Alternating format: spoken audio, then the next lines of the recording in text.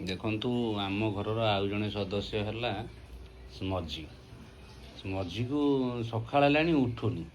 ମଝି ଉଠ, ଆସ ଖରାକୁ ଆସ, ଖରାକୁ ଆସ। ରାଗି ଯାଉଛି ସକାଳୁ ଉଠେଇଲେ। ଦେଖୁନୁ ସେ କେମିତି ରାଗି ଯାଉଛି। ମଝି ମଝି ଉଠ,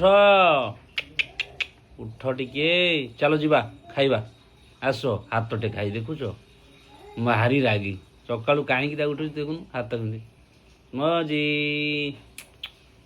ବାଏ ବାଏ, ଉଠ ଉଠ ଉଠ ଉଠ ଉଠ ଉଠ। ରାଗିକି ଫଁ ଫଁ ହବ ମୋ ଉପରେ। କାହିଁକି ଡାକୁଛି ତାକୁ, ଉଠୁ। ହଁ ଏଇ ଉଠରେ ଟିକେ।